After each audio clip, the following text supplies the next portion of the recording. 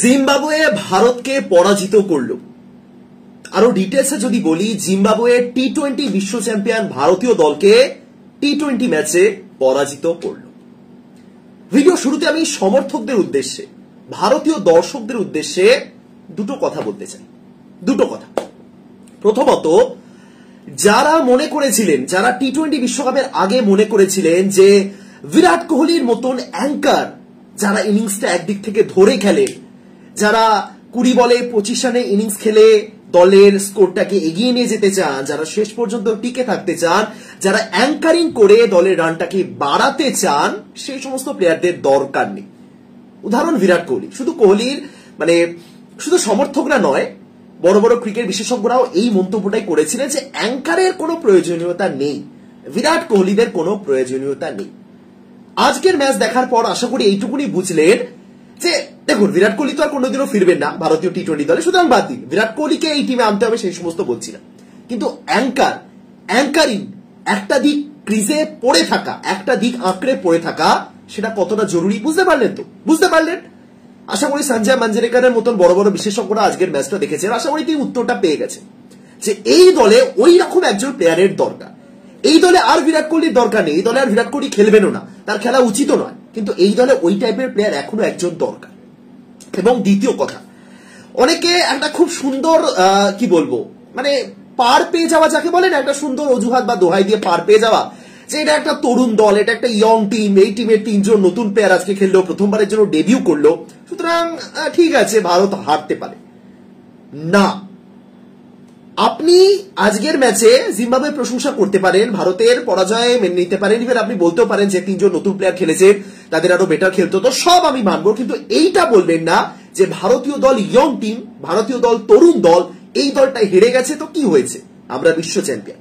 এই সমস্ত কথা বলে কোনোভাবেই পার পাওয়া সম্ভব নয়। কোনোভাবেই এই সমস্ত কথা বলে বিশ্ব চ্যাম্পিয়নের দোহাই দিয়ে এই হারটাকে খুব বাজে রকম ভাবে ডিফেন্ড করা উচিত নয়, সম্ভব নয়। একদম একদম ক্লিয়ার কাট আমি বলছি, ভারতীয় দল চ্যাম্পিয়ন হয়েছে, বিশ্ব চ্যাম্পিয়ন হয়েছে, সেটি আপনি গর্ববোধ করুন। সেই টিমের একটা প্লেয়ারও আজকে খেলেনি, আপনি সবকিছু বলতে পারেন, কিন্তু এই কথাটা বলে এই ম্যাচটা ঠিক আছে হেরে গেছে তো কি হয়েছে, এই কথাটা প্লিজ বলবেন না। এই জিম্বাবুয়ে যাদেরকে হারিয়েছে তারা ভারতীয় দল, তারা ভারতের বি টিম নয়। ভারতের বি টিম বলে কিছু হয় না, ভারত একটাই ভারত, ভারতীয় দল একটাই দল, তারা বিশ্ব চ্যাম্পিয়ন দল। সেই বিশ্ব চ্যাম্পিয়ন দলকে জিম্বাবুয়ে পরাজিত করেছে। এবং দ্বিতীয় কথা, কি তরুণ দল? তরুণ দল মানেটা কি? তরুণ দল, তরুণ, নতুন দল, এই শব্দগুলোর মানে কি বলুন আমাকে। শুভমান গিল, যিনি সে 2019 সাল থেকে ভারতীয় দলে খেলছে, যিনি ওডিআই বিশ্বকাপের স্কোয়াডে ছিলেন, যিনি এতদিন ধরে টি-20 ক্রিকেট খেলেছেন, যার টি-20 ইন্টারন্যাশনাল ক্রিকেটে সেঞ্চুরি রয়েছে, যার আইপিএল এর মঞ্চে অরেঞ্জ ক্যাপ রয়েছে, তাকে আপনি ইয়ং টিমের মধ্যে ফেলছেন। ঋতুরাজ গায়কোয়াড়, যিনি আইপিএল এর মঞ্চে চ্যাম্পিয়ন হয়েছেন, যিনি আইপিএল এ অরেঞ্জ ক্যাপ জিতেছেন, যিনি ভারতীয় টি-20 দলে সেঞ্চুরি করেছেন, সেই ঋতুরাজ গায়কোয়াড়কে আপনি নতুন দলে ধরছেন। রিঙ্কু সিং, যাকে বিশ্বকাপের দলে নেওয়া হয়নি বলে সমর্থকরা ক্ষোভে ফেটে পড়েছিলেন, যাকে সবাই বলেছিলেন যিনি বিশ্বকাপের টি-20 দলে থাকতেন 1000 বার তিনি ডিজার্ভ করতেন, সেই রিঙ্কুকে আপনি তরুণ দলের মধ্যে ধরছেন। আপনি তরুণ দল মানে কি বোঝাতে চাইছেন? কোন দলটা বা কি হিসেবে আপনার কাছে এই দলটা তরুণ? ওয়াশিংটন সুন্দর, যিনি লাস্ট মোমেন্টে চেষ্টা করেছিলেন, কিন্তু নিজের উপর পূর্ণ তার আস্থা ছিল, তার সতীর্থের উপর একেবারেই ছিল না ভালো, নিজের উপর কনফিডেন্স থাকা ভালো, সেই ওয়াশিংটন সুন্দরকে আপনি তরুণ দলের মধ্যে ধরছেন, যিনি সেই 17 বছর থেকে ভারতীয় দলে খেলে আসছেন, 17 বছর বয়স থেকে। তরুণ দল নয়, এটা তরুণ দল নয়। আপনি 3 জন প্লেয়ার যারা ডেবিউ করেছেন তাদেরকে বলতে পারেন, হ্যাঁ, রিয়ান পরাগ, অভিষেক শর্মা বা ইভেন ধ্রুব জুরেল, এদেরকে একটু ম্যাচুরিটি নিয়ে খেলতে হতো, আপনি বলতে পারেন, কিন্তু টিমটা তরুণ দল নয়। রবি বিষ্ণয়, যিনি কয়েকদিন আগে আন্তর্জাতিক টি-20 র্যাঙ্কিং এ 1 নম্বরে ছিল, তাকে আপনি তরুণ দলের মধ্যে ফেলছেন। টিমটা তরুণ নয়, টিম হেরেছে, এটা তারা অ্যাকচুয়ালি এই জিনিসটা, এই হারটাকে মেনে নিয়ে এগিয়ে যাক, এইটুকুনি আমি বলতে পারি। আপনি বরঞ্চ সান্ত্বনা দেওয়ার জন্য এইটুকুনি বলতে পারেন যে এরকম একটা বড় জয়ের পর, এরকম টানা জয়ের পর একটা হার দরকার, সেটা আমি মানছি। আজকাল হারের প্রসঙ্গ উঠলেই তো সবাই আর্জেন্টিনা আর সৌদি আরবের প্রসঙ্গ টেনে আনেন। হ্যাঁ ঠিক আছে, সেটা আপনি বলতে পারেন, কিন্তু প্লিজ এটা বলবেন না যে এই হারটা ঠিক আছে, একটা হার চলতেই পারে। কয়েকদিন আগে আমার একজন বন্ধু বলেছিল, যে জিজ্ঞাসা করেছিল আমাকে, ভারত তো চ্যাম্পিয়ন হলো, ভারত চ্যাম্পিয়ন হলো, তো আগামী 2-3 বছরে যদি ভারতের কোনো আইসিসি ট্রফি নাও আসে, তাহলে কি আমি হতাশ হব? আমার চেয়েও বড় কথা, টিমের প্লেয়ার যারা আছে তারা কি এই জিনিসটা মেনে নেবে যে ঠিক আছে 2024 একটা ট্রফি এলো, আবার 2-3 বছরের মধ্যে আবার একটা ট্রফি নিয়ে কি হবে, ওই ট্রফিটাই চলবে। একটা চ্যাম্পিয়ন টিমের মেন্টালিটি কখনো এটা হয় না, এবং চ্যাম্পিয়ন টিমের সমর্থকদেরও এই মেন্টালিটি থাকা উচিত নয়। আপনি টিমের পাশে আছেন, আপনি এই হেরে যাওয়ার পরও টিমের সাপোর্টে থাকবেন, সেটা বলতে পারেন, কিন্তু একটা হার ঠিক আছে চলবে, একটা হার মেনে নেব, পরবর্তী টুর্নামেন্টটা ছেড়ে দিচ্ছি, এই মেন্টালিটি প্লেয়ারদের মধ্যে তো থাকা উচিতই নয়, আশা করি নেইও। আপনি সমর্থক হিসেবেও এই মেন্টালিটি প্লিজ জন্ম দেবেন না। That's it. আজকের ম্যাচ ভারত হেরেছে, জিম্বাবুয়ে জিতেছে, জিম্বাবুয়ে ডিজার্ভ করে। ভারতীয় দল বাজে খেলেছে, খারাপ খেলেছে ব্যাটিং এর দিক থেকে, এবং সেটা তাদেরকে শুধরাতে হবে। একটা নতুন টিম, ইয়ং টিম, একটা হার চলবে, এই জিনিসগুলো প্লিজ নয়। এবং এই টিমের যে বাকি প্লেয়াররা ছিলেন, রবি বিষ্ণু, আবেশ খান, মুকেশ কুমার খালিলের বহুদিন ধরে খেলছে, এটা বহুদিন ধরে খেলছে প্রত্যেকেরই, এই রিয়ান পরাগ, অভিষেক এবং তার সাথে ধ্রুব জুরেল, এই তিনজন বাদ দিয়ে বাকি যারাই খেলেছে, বাকি 8 জন প্রত্যেকেরই কিন্তু আন্তর্জাতিক অভিজ্ঞতা রয়েছে, ভালো মতন রয়েছে। সুতরাং নতুন টিমের দোহাই দিয়ে এই হারটা পেরিয়ে যাওয়া সম্ভব নয়। এবার ম্যাচের প্রসঙ্গে আসি। ভারত হারলো কোথায়? সিম্পল, ভারতের টপ অর্ডার যে ব্যাটিংটা করেছে, বিশেষ করে প্রথম 4টে উইকেট যে জায়গাতে পড়লো, ওখানেই ভারত হেরে গেছে। এবং এই জায়গাতে আমি এটা মানছি যে ওই একটা ইনিংস দিয়ে কাউকে জাজ করা উচিত নয়। রিঙ্কু সিং, আমি একটু আগে বললাম যে রিঙ্কু সিং যাকে সবাই চেয়েছিলেন ভারতের টি20 বিশ্বকাপের দলে থাকুন, সবাই কেন চেয়েছিলেন? রিঙ্কু সিং ডিজার্ভ করতেন বলেই চেয়েছিলেন, রাইট? এবার ব্যাপারটা ঘুরে ফিরে না ওই Rinku versus Dube, KKR versus CSK সাপোর্টারদের মধ্যে ব্যাপারটা এসে ঢুকে পড়েছিল। সেই কারণে এই দল এই দলকে অ্যাটাক করছে, এই দল এই দলকে অ্যাটাক করছে। যখন শিবাম ভালো খেলতে পারছিলেন না, তখন কেকেআর এর কিছু সাপোর্টার বলছিলেন এই জায়গা আমাদের রিঙ্কুকে নেওয়া উচিত ছিল, কেকেআর এ কাউকে নেওয়া হয়নি। যখন শিবাম দুবে ফাইনালে মোটামুটি ভালো খেলেন, তখন আবার উল্টে অ্যাটাক হলো যে রিঙ্কু থাকলে খুব কিছু করে নিতেন। আজকেও সেম হচ্ছে। আরে ইন্ডিয়ান টিম, এটা আইপিএল কেন আসছে? আমি তো এটাই বুঝতে পারছি না, লোকে কেন আইপিএল কে ঢোকাচ্ছে। আসলে রিঙ্কু সিং খারাপ খেললে একটা নির্দিষ্ট পরিমাণ কেকেআর সাপোর্টারদের সেই ক্ষমতা বা সেই দমটা নেই যে রিঙ্কুর ইনিংসটা নিয়ে একটা দুটো কথা বলা। আমি 1000বার বলছি, রিঙ্কুর ওই আজকের ইনিংসটা দেখে কোনোভাবেই আপনি রিঙ্কুর গোটা কেরিয়ারকে খুব বাজে বলে দিতে পারেন না, কিন্তু আজকের রিঙ্কুর ইনিংসটাকে খুব ভালো ছিল। বা আজকের রিঙ্কু যে শটটা সিলেক্ট করলেন সেটাকে রিঙ্কু স্বভাব ছিল না। দুবের ক্ষেত্রেও সেম। টি20 বিশ্বকাপের মানে মাঝপথে আমি দুবেকে নিয়ে একটা পোস্ট করেছিলাম যে দুবে কি করছে, সবাই এসে আক্রমণ করলেন। আরে বিরাট কোহলিকে নিয়ে কিছু বলো, বিরাট কোহলিকে নিয়ে কিছু বলো, শুধু দুবেকে নিয়ে বলছো তুমি, নিশ্চয়ই সিএসকে হেটার। আরে ভাই, আমি সিএসকে হেটার হয়ে দুবেকে নিয়ে একটা কিছু বলেছি বলে এই জিনিসটা মাথা থেকে বার করুন। এটা ইন্ডিয়ান টিম, আইপিএল আসছে কেন? সুতরাং আমি এটাই বলবো যে ভারতের ব্যাটিং, অন্তত রিঙ্কুর ম্যাচুরিটি, যেটা রিঙ্কু যেভাবে ব্যাটিং করেছেন এতদিন, শুভমান গিল তো ভালো খেলছিলেন, ধৈর্য ধরে খেলছিলেন, ঠিক আছে, আমি গিলকে বাদ দিলাম।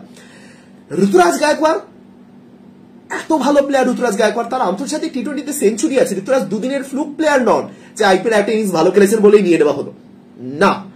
ঋতুরাজ গায়কোয়াড় তিনি এতদিন ধরে ভারতের হয়ে খেলছেন, এবারে চেন্নাইকে নেতৃত্ব দিয়েছেন, ক্যাপ্টেন হিসেবেও ভালো ইনিংস খেলেছেন। আপনি ঋতুরাজ গায়কোয়াড়ের থেকে বেশি কিছু এক্সপেক্ট করবেন, করা উচিত। ঋতুরাজ যে জায়গাতে আউট হলেন, প্রথমত মনে হলো তার পা কেউ বেঁধে রেখেছে শেকল দিয়ে। অনেকে এই জায়গাতে আবারও ঘুরিয়ে প্রশ্ন করবেন যে তুমি কি বেশি জানো, তুমি এদের থেকে বেশি ভালো জানো? না, কিন্তু যতটা দর্শক হিসেবে দেখা যায়, বোঝা যায় ঋতুরাজ গায়কোয়াড় যে জায়গাতে আউট হলেন ওটা খুব বাজে একটা আউট। অভিষেক শর্মা আইপিএল এ খুব ভালো খেলেছেন। অনেকে ইতিমধ্যে আইপিএল কিডদের অবস্থা দেখো এই বলে ট্রোল করা শুরু করেছেন। এটা হ্যাঁ, বাইরের দেশের সমর্থকরা করুন, তাতে কিছু এসে যায় না, কিন্তু নিজের দেশের সমর্থক হিসেবে যদি আপনি আইপিএল কিড নিয়ে ট্রোল করেন তাহলে কিছু বলার নেই। অভিষেক শর্মা ডিজার্ভ করতেন, তো আপনি মানছেন ডিজার্ভ করতেন, এবং এটাও এই মুহূর্তে দেখে অভিষেকের খেলা দেখে বুঝতে পারছেন যে অভিষেক তৈরি নন, তাই তো। কিন্তু তৈরি নন আর ডিজার্ভিং এর মাঝে যে একটা সূক্ষ্ম জায়গা থেকে যাচ্ছে না, সেই জায়গা থেকে এই দুজনকে, এই অভিষেক বলুন, রিয়ান পরাগ বলুন, এদেরকে বেরিয়ে আসতে হবে। অভিষেক শর্মা প্রথম 3টে বল আমি দেখলাম মারার চেষ্টা করছে, অফসাইডে বলগুলো পড়ছে, মারার চেষ্টা করছে। সেই যে হেডের সঙ্গে তার যে দুর্দান্ত পার্টনারশিপ হতো, 200-250 স্ট্রাইক রেটে ব্যাটিং করতেন, সেই কিছু ব্যাপারটা হয়তো তার মাথাতে তখনও ছিল, কিন্তু এটাও তাকে মাথায় রাখতে হবে, ওটা আলাদা পিচ, এটা আলাদা পিচ। প্রথমে তিনি অফসাইডে কিছু মারার চেষ্টা করলেন, প্রথম 2টো বলেই দেখে মনে হলো না ছটফট করছে, এই জিতিয়ে দিতে হবে, এই ম্যাচটা 10 ওভারের মধ্যে জিতিয়ে দিতে হবে, যেমনটা তিনি করে এসেছেন, সেই একটা ধারণা চলে এসেছিল তার মধ্যে। চতুর্থ বলটা তিনি দেখলেন মারার বল, চলো যা হোক তুলে মারি, বল ব্যাটে ঠিকঠাক আসবে, মারবো। আপনি দেখুন অভিষেক শর্মার যে শটটা মারলেন, প্রথমত তার কোনো প্লেসমেন্ট ছিল না। প্রথমে পাওয়ার প্লেতে নর্মালি খুব একটা প্লেসমেন্ট করতে হয় না, আপনার হাতে পাওয়ার রয়েছে এবং আপনি ঠিকঠাক বল পাঠাতে পারেন, আপনি মেরে দেবেন। এবং অভিষেক শর্মা যে শটটা মারলেন তার কিন্তু কোনো প্লেসমেন্ট ছিল না, তার ধারণা একটাই ছিল যে আমি বল ব্যাটে লাগালে বল হয়তো 6 হয়ে যাবে। এটা পরিষ্কার বুঝতে পারবেন আপনি, কারণ যেই জায়গাতে একজন ফিল্ডার রয়েছে তার কাছে আপনি বলটা তুলে দিলেন, এর থেকে বোঝাই যায় যে আপনার প্লেসমেন্ট ছিল না, আপনার মধ্যে সেই ওভার কনফিডেন্স ছিল যে আমি মারলে বলটা 6 হবে। এই জায়গা থেকে আটকে যাচ্ছেন তারা, এবং এখান থেকে বেরোনো খুব একটা জটিল নয়। টিম যারা মেন্টর রয়েছেন, এরপরে নতুন কোচ আসছেন, নতুন কোচ যদি গম্ভীর আসেন শুধরে দেওয়ার ক্ষমতা আছে তার মধ্যে, এইটুকুনি আমার বিশ্বাস। কিন্তু ওই জায়গা থেকে তাকে বেরোতে হবে, সিম্পল। রিয়ান পারাগ অতিরিক্ত ওভার কনফিডেন্স, তার মধ্যে একটা খুব স্মার্ট ব্যাপার দেখলাম রিয়ান পারাগ। এটা ভালো অবশ্যই দরকার, খুব স্মার্ট ব্যাপার। ইয়েস, যেভাবে ব্যাটের ফ্লো দেখছিলাম ভালো লাগছিল, কিন্তু ওই যে স্মার্টনেস দেখাতে গিয়ে যে শটটা সিলেক্ট করলেন, দুটো উইকেট পড়ে যাওয়ার পরও দরকার ছিল দুটো না। রিয়ান পারাগ কখন আউট হল? হ্যাঁ, দুটো উইকেট পড়ে গেছিল তখন। রিঙ্কু সিং যে জায়গা থেকে ওই শটটা খেললেন, দেখুন ওই শটটা হয় না আমি বলছি না, আউট অফ নোভেয়ার শটটা মেরেছেন আমি বলছি না, কিন্তু স্টিল রিঙ্কু সিং দেখলেন যে এতগুলো উইকেট পড়ে গেছে। এই টিমে আমি একজন সিনিয়র প্লেয়ারের ভূমিকায় পালন করি, বয়সের দিক থেকে বলুন, ব্যাটারদের মধ্যে রিঙ্কু এই গিল বলুন, অভিষেক শর্মা বলুন, বা রিয়ান পারাগ বলুন, ধ্রুব জুরেল বলুন, এদের থেকে অনেক বড় রিঙ্কু সিং। তার সেই ম্যাচুরিটিও রয়েছে, এতদিন ধরে খেলছেন ঘরোয়া ক্রিকেট এবং আইপিএল এ তো খেলেছেন, ভারতীয় দলেও তিনি এদের থেকে সিনিয়র, সুতরাং তার সেই ম্যাচুরিটি দেখানো উচিত ছিল, যেটা তিনি দেখাতে পারেন। কিন্তু তার মানে এই নয় যে একটা ইনিংসের জন্য আপনি রিঙ্কুকে বলবেন যে হ্যাঁ বেশ করেছে ইন্ডিয়া টিমে নেয়নি, এই ইন্ডিয়া টিমে থাকলে হেরে যেত, না সেই সব নয়। সবকিছু ঘুরে ফিরে ওই আইপিএল এসে মিশছে, এটা দেখে আমার সবচেয়ে অদ্ভুত লাগছে যে কি হচ্ছে। একটা ভারতীয় দলের 11 জন প্লেয়ারের সমালোচনা বা প্রশংসা করতে গেলে যদি কেউ মনে হয় এই আইপিএল এর এই দলের সাপোর্টার তাই একে নিয়ে কথা বলছে, এই আইপিএল এ ওই দলকে হেড করে তাই ওকে নিয়ে কথা বলছে না, এটা কি? এরকম ভাবে চললে মুশকিল, এরকম ভাবে চললে আসলেই মুশকিল। ওয়াশিংটন সুন্দর 34 বলে 27 রান করেছে। আপনি কি জানেন ওয়াশিংটন সুন্দরের ভূমিকাটা কি? আপনি কি জানেন ওয়াশিংটন সুন্দরের যে রোল, তিনি ব্যাটার না বোলার না ব্যাটিং অলরাউন্ডার না বোলিং অলরাউন্ডার, সেটা কি জানেন? অনেকেই জানে না, কারণ ওয়াশিংটন সুন্দর ভারতীয় দলের বর্তমানে সুযোগ সেভাবে পাচ্ছেন না। মনে করি দিই তিনি একজন ব্যাটিং অলরাউন্ডার, বোলিং অলরাউন্ডার না। অক্ষর প্যাটেল একজন বোলিং অলরাউন্ডার, তিনি তার ভালো ব্যাটিং পারফরমেন্সের জোরে ভারতীয় দলে বর্তমানে ব্যাটিং অলরাউন্ডারই হয়ে গেছে। কিন্তু ওয়াশিংটন সুন্দর তিনি একদম ডে 1 থেকে ব্যাটিং অলরাউন্ডারই ছিলেন, ঠিক আছে? ইভেন অনেক ক্ষেত্রে তাকে ওপেনিং করতে আমরা দেখেছি। সুতরাং সেই ওয়াশিংটন সুন্দর যার ডেবিউ হয়েছিল সেই 2017 বছর বয়সে, আজ খেলছেন, ভালো কথা। তিনি আজকে যে ইনিংসটা খেললেন তার মধ্যে একটা খুব সুন্দর কনফিডেন্স দেখলাম। আমি কোনোভাবে বলছি না যে ওয়াশিংটন সুন্দর বাকি সবাই আউট হয়ে যাচ্ছেন বলে ওয়াশিংটন সুন্দর একটু বেশি ডিফেন্সিভ চলে গেছিলেন, না। ওয়াশিংটন সুন্দর যতই 24 বছর হোক, তার যে 7 বছরের আন্তর্জাতিক অভিজ্ঞতা রয়েছে না, সেটা দিয়ে তিনি কিন্তু তার সতীর্থদের কিছু সামলে দিতে পারতেন। খালিল, মুকেশ, এদেরও কিন্তু যথেষ্ট বয়স হয়েছে, এরা 20-22 বছরের বাচ্চা ছেলে নন। মুকেশ কুমার 30 বছর হয়ে গেছে, খালিল আহমেদ বহুদিন ধরে খেলছে ভারতীয় দলে, এশিয়া কাপ চ্যাম্পিয়ন দলের সদস্য, তিনি পারতেন ম্যাচুরিটি দেখিয়ে দুজনের মধ্যে কথা বলে তিনি সেটেল করতে পারতেন। ইভেন 4 বলে 14 রান যখন দরকার তখনও 2 রান হতো। ওই যে একটা ওভার কনফিডেন্স প্রত্যেকের মধ্যে, না এটা 4 হবেই, আমাকে রান নিতে হবে না। আরে ভাই, জিম্বাবুয়ে ফিল্ডিং করছে, তারা অত সহজে ছেড়ে দেওয়ার পাত্র নয়। সুতরাং এরা প্রত্যেকেই ট্যালেন্টেড, আইপিএল কিড এরা নয়, এরা আইপিএল এর ট্যালেন্টেড প্লেয়ার এবং আইপিএল এ ভালো প্রদর্শন করেই এসেছে। এবং এই টিমটাই ফিউচার, সিম্পল। আপনি ওই ভারতের 15 জনের বিশ্ব চ্যাম্পিয়ন দল থেকে 3 জনকে বাদ দিয়ে দিন, রোহিত, কোহলি, জাদেজা বাদ দিন, বাকি যে 12 জন রয়েছে তার মধ্যে তোকে আপনি 2 জনকে বাদই রাখুন আপাতত। একজন যুজবেন্দ্র চাহেল, যার বয়স 33-34 হয়ে গেছে, তিনি আর বেশি দিন খেলবে না, এবং তার সাথে আপনি আপাতত আর কাকে বাদ রাখবেন? আর একজন কি বাদ রাখুন, আপনি চাহালকে বাদই রাখুন, ধরে রাখুন ওই চাহালও নেই। সুতরাং ওই 11 জন আর এই 15, এই 26, আর ঘুরে ফিরে 4 জনকে ধরুন, এই 30 জন, এখান থেকে কিন্তু ভারতের ফিউচার টিমটা রেডি হবে। সুতরাং এই টিমের উপর আস্থা রাখছেন, খুব ভালো কথা, কিন্তু আস্থা রাখতে গিয়ে যাই করছে তাই সাপোর্ট করবো, যাই হচ্ছে চলুক, এই জিনিসটা যেন না হয়। মানুষ সমর্থন সমালোচনার মাঝে একটা খুব দ্বিধায় পড়ে গেছে, এই দ্বিধার কারণ আইপিএল। যাই হোক, জিম্বাবুয়ে দারুণ খেলেছে, সিকান্দার রাজার জন্য একটা হাততালি। 38 বছর বয়সে একজন ক্যাপ্টেন, যার দল টি-20 বিশ্বকাপে কোয়ালিফাই করতে ব্যর্থ হয়েছিল। ভারতীয় দলের পাশে থাকুন, ভারতীয় দলের প্রশংসা করুন, কিন্তু আরো একটা কথা বলছি, এই যে এটা অনেকের হয়তো নাও ভালো লাগতে পারে, এই যে জিম্বাবুয়ের শব্দগুলো ব্যবহার করা হয়, শুধুমাত্র জিম্বাবুয়ের নয়, জিম্বাবুয়েরটাই মেনলি ব্যবহার করা হয়। ভারতীয়রা জিম্বাবুয়ে বলেন, পাকিস্তানি প্লেয়াররা উল্টে জিমরাট কোহলি, জিম গিল, আলাদা আলাদা শব্দ তারা বার করেন। যাই হোক, দেখলেন তো আজকে এই জিম্বাবুয়ের বাবারকে ছাড়ুন, বাদ দিন, এই জিম মানে জিম্বাবুয়ে, দেখছেন তো জিম্বাবুয়ে দলটা বর্তমানে কি সিচুয়েশনে দাঁড়িয়ে আছে। যে দলের হারানোর কিছু নেই, যারা টি-20 বিশ্বকাপে কোয়ালিফাই করতে ব্যর্থ হয়েছে, যাদেরকে উগান্ডা হারিয়ে দিয়ে বেরিয়ে গেছে, সেই জিম্বাবুয়ে আজকে টি-20 বিশ্বকাপের চ্যাম্পিয়ন দল ভারতকে হারাচ্ছে।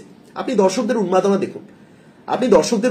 দেখুন, আপনি যদি ক্রিকেট ভালোবাসেন, আপনি যদি চান যে ক্রিকেটের আরো এগিয়ে যাক, বিশ্বায়ন হোক, দেখুন এই জিনিসগুলোই দরকার।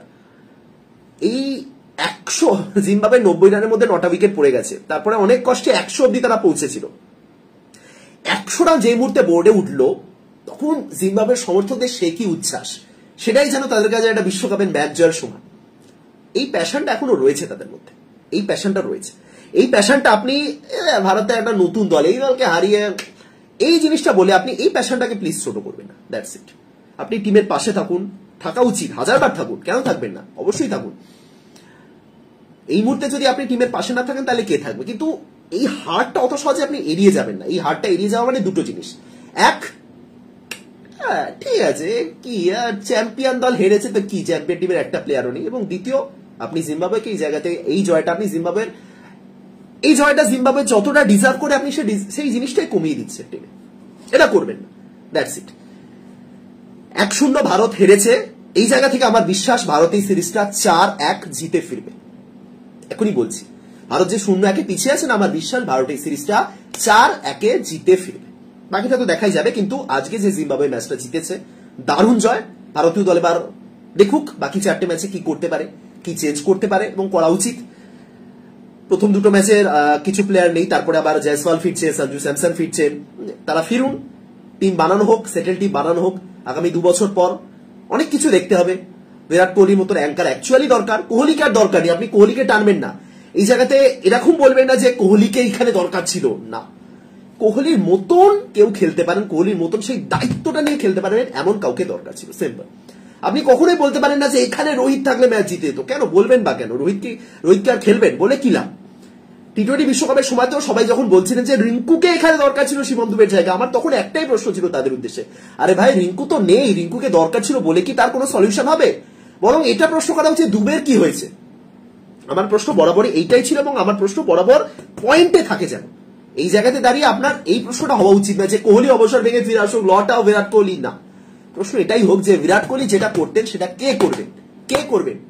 গিল করবেন, গায়কোয়াড় করবেন, রিয়ান পারাগ করবেন, কে হবেন নাম্বার 3? কে হবেন সেই প্লেয়ার যিনি অ্যাঙ্কারিং এর ভূমিকাটা পালন করবেন এবং লাস্ট পর্যন্ত, অপর দিক থেকে 4টে উইকেট পড়ুক, 5টা উইকেট পড়ুক, কিন্তু সেই প্লেয়ারটা থাকলে একটা স্বস্তি হবে যে না, আমাদের একটা কেউ রয়েছে, আমাদের একটা কোহলি রয়েছে না, আমাদের একটা কেউ রয়েছে যে এখন আন্তর্জাতিক টি-20 ক্রিকেটে লাস্ট পর্যন্ত ম্যাচ নিয়ে যাওয়ার ক্ষমতা রাখে। That's it. ভিডিওটা এখানে শেষ করছি। দারুণ জয় জিম্বাবুয়ের জন্য, দারুণ জয়, দারুণ। যতই জিম্বাবুয়ে এই ভারতের একটা সেকেন্ড বি টিমের এগেন্স্টে খেলুক, টিমটার নাম কিন্তু ইন্ডিয়া, ওয়ার্ল্ড চ্যাম্পিয়ন ইন্ডিয়া। ভারতের জন্য একটা বাজে ম্যাচ বলা যেতে পারে, আরো ভালো খেলতে হতো, বাট এই সিরিজে আমরা 4-1 জিতে ফিরি। দেখা যাক শেষ পর্যন্ত কি হয়। ভিডিওটা শেষ করছি, আশা করি সবাই ভালো আছেন, ভালো থাকুন, দেখা হচ্ছে পরের ভিডিওতে, ততক্ষণ টাটা।